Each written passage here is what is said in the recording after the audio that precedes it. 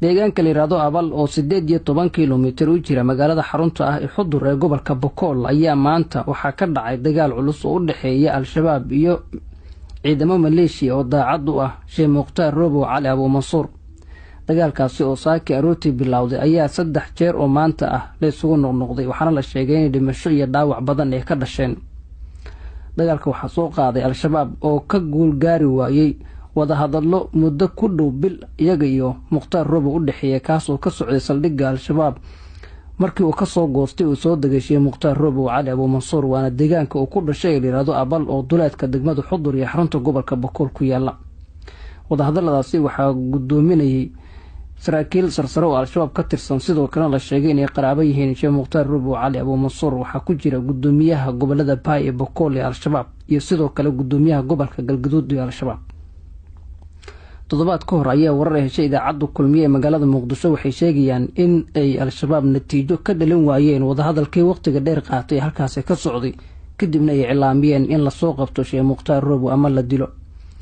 dagaalka oo saaki arooti bilowday waxa weerarka soo qaaday ciidamada al-shabaab oo muddooyinkanba meel duleedka ka ah halka uu degan yahay Mukhtaar Robow ku sugnaa laakiin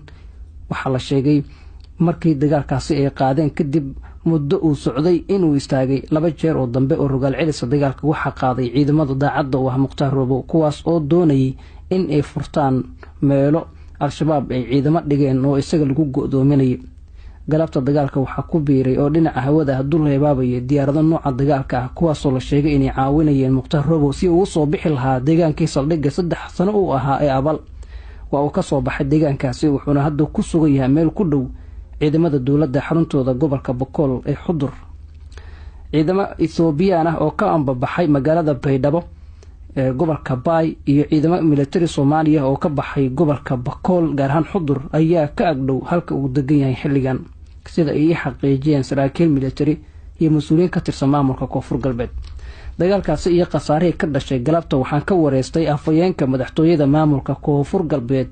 Nuuruddin Yuusuf Abubakar oo loo yaqaano Gacma. dagaalka xilli uu qaboobay maanta ayaan weydiiyay su'aalo ku saabsan dagaalkii dhacay.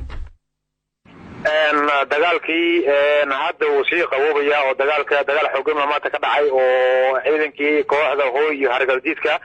waxay weerar ku qaadeen wadaadka geergo'anka ah ee Mukhtaar Robow Cali Abu Mansuur. dagaalkii in badan way wada dagaalameen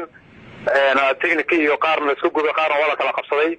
ciidamadii kooxda shabaab ee ku soo jabeen dagaalkii oo in buddo ay abaabulayeen oo ku fashilmeen waxayna ku soo yaaceen oo jabkoodii dhaawacoodii iyo meedkooda u soo qaadeen degmada 20 jirow. waan garta marka goobaha oo sida rasmiga ah dagaalka kaga socdo waa xagee? dagaalka sida rasmi buuraha Abal dagaal buu ka socdaa. dagaalkii goosgoos way hadda dagaalka dawladda Koonfur Galbeed Soomaaliya waxay si rasmi ah ugu dhawaaqday inay garab siinayso garab buuxdo siinayso Sheekh Mukhtaar Robow Cali Abu Mansuur. waya marka Mukhtaar hadda wuxuu ku sugan yahay Abal mise meel kale ku sugan yahay? Mukhtaar hadda Abal buu ku sugan yahay ciidankiisana difaacaya oo ciidan xooggan oo meesha ku haysta si ku galaana way ku adkaatay dhowr mar bay dhowr jiha ku soo weerareen. noorkii jihana maxay ahayd way ku jabeen. haddana waxaa la filayaa insha Allah in saacadaha soo socdaan laga daba galo inta jabtana la soo qabto duuleeda. waya waxa ay sheegtay in dagaal xooggan uu ahaa oo baabuur la kala qabsaday baabuur la gubay marka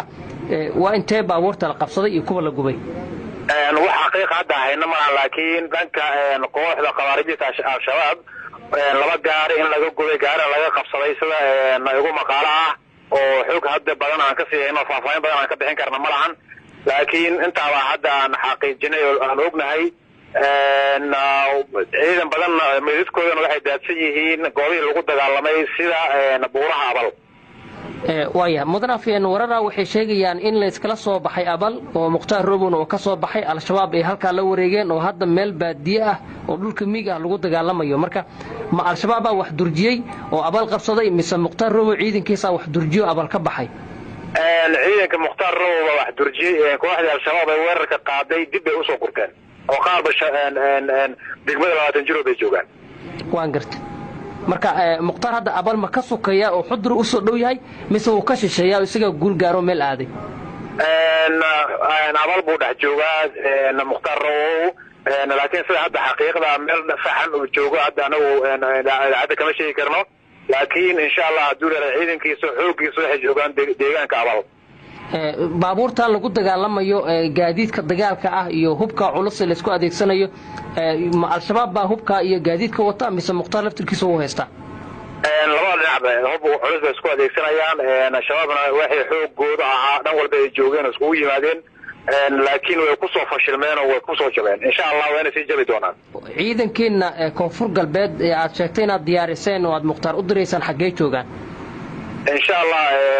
waan soo sheegi doonaa wax walba xaaladda meesha marayso balse ciidan hadee lama sii sheegi karo meesha marayaan balse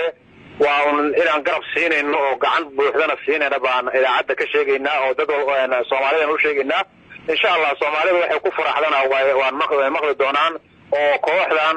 hooy iyo hargabdiidka ah hadduu Ilaahay raado meesha lagu soo afjari lahaa bay yimaadeen iyagaan iskeenay waana la soo afjari doonaa insha Allah waya mudana fayn aad u mahadsantahay waxaan rabnaa miyay jirtaa wax hadal ah oo hadda idin dhaxmari Mukhtaar Robow oo ah in ciidan aad ku caawisaan si qaasaba insha Allah loo hadlaya taa hadduu Ilaahay raado waana la caawinayaa waana caawin doonaa waana waajibna saaran inaan ninka iyo nimanka khawaarijta aan ka qabanno hadduu Ilaahay raado waa anaga waajibna saaran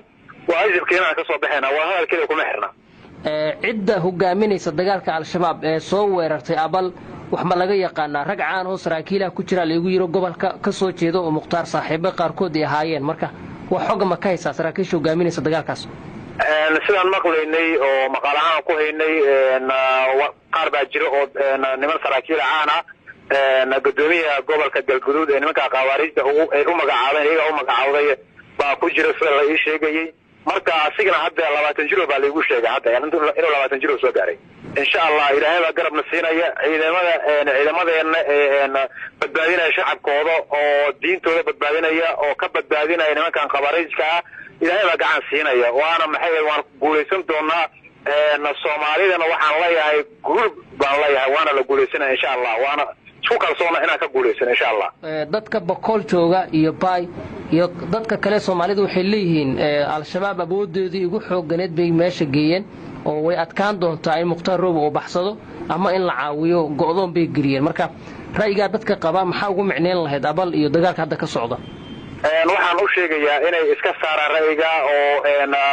ay dawladooda caawiyaan oo ay ku kalsoonaan dawladda in badan waan ku celcelinaynaa shabaab dagaalka uu ku fashilmay wuuna ku soo jabay waya su'aasha ugu dambayso mudane muxuu muhiimad ah oo idin leeyahay Mukhtaar Robow inaad soo badbaadisaan oo idinkeedu ku soo biiro muhiimadda uu leeyahay waa muhiimadda Mareykanka uu uga qaaday xayiraadii waad garan kartaa waxa meesha xayiraad loogu qaaday insha Allah hadduu leeyahay waxa la doonayaa in uu lagu baabi'iyo nimankan waa ninkii aasaasay oo baadana baabi'in kara soo aaminsannahay afayeenka madaxtooyada maamulka koonfur galbeed Nuuraddiin Yuusuf Abuubakar oo aan telefoonka kula xiriirnay galabta ayuu kaasi dhageystayaal wararkii ugu dambeeyay ee caawa aan ka helnay gobolka gaar ahaan deegaanka lagu dagaalamay abal waxay sheegayaan in xaaladdu ay tahay mid degan deegaankaasina halkii uu deganaa Mukhtaar Robow hadda ay maamulayaan al-shabaab wararka ayaa intaasi ku daraya in Mukhtaar Robow isaga oo saga soo baxay deegaankaasi maanta galkii dambe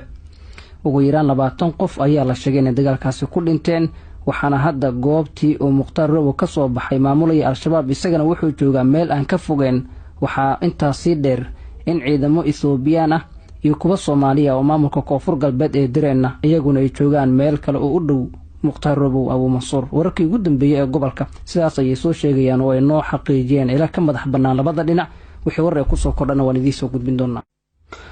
afayeenka madaxtooyada maamulka koonfur galbeed Nuuraddiin Yuusuf Abuubakar oo aan telefoonka kula xiriirnay galabta ayuu kaasi dhageystayaal wararkii ugu dambeeyay ee caawa aan ka helnay gobolka gaar ahaan deegaanka lagu dagaalamay abal waxay sheegayaan in xaaladdu ay tahay mid degan deegaankaasina halkii uu deganaa Mukhtaar Robow hadda ay maamulayaan al-shabaab wararka ayaa intaasi ku daraya in Mukhtaar Robow isaga oo saga soo baxay deegaankaasi maanta galkii dambe ugu yaraan 20 qof ayaa la sheegay in dagaalkaasi ku dhinteen waxaana hadda goobtii oo Mukhtaar Robow ka soo baxay maamulaya al-shabaab isagana wuxuu joogaa meel aan ka fogeen waxaa intaas sii dheer in ciidamo Ethiopian ah iyo kuwa Soomaaliya oo maamulka koonfur galbeed ee Direena iyaguna ay joogaan meel kale oo u dhow Mukhtaar Robow Abu Mansuur. wararkii ugu dambeeyay ee gobolka sidaas ay soo sheegayaan oo ay noo xaqiijiyeen ila ka madax bannaan labada dhinac. wixii war ay ku soo kordhana waan idin soo gudbin doonaa.